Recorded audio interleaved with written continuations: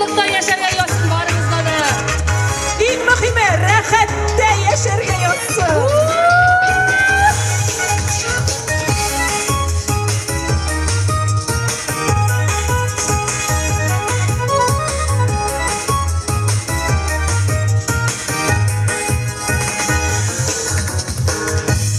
Dostları koygırmayman, koygırırga sebep yok.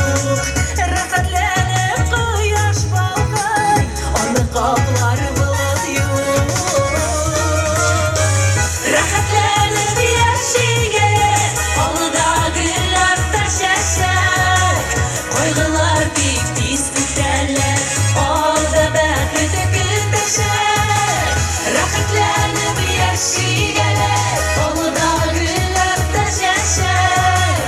Oylular bitti sinderler, oldu bakıp küteşer.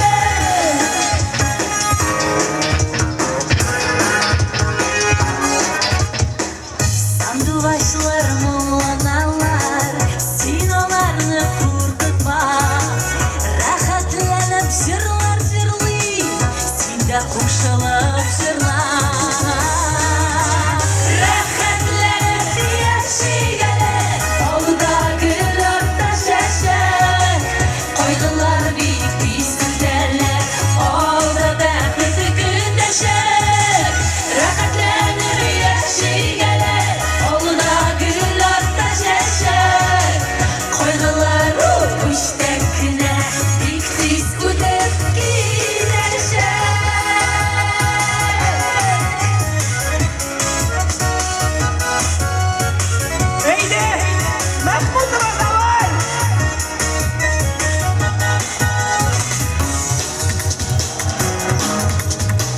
Bizge qonaqqa kelesiz, birgalar ko'ngil oshib.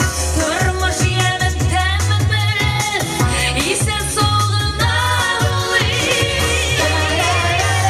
Rahatlanib yashaygalar, oldida gullar tashashak. Qo'ydilar bitti sizlar, oldi baxt kulishak. Rahatlanib yashaygalar.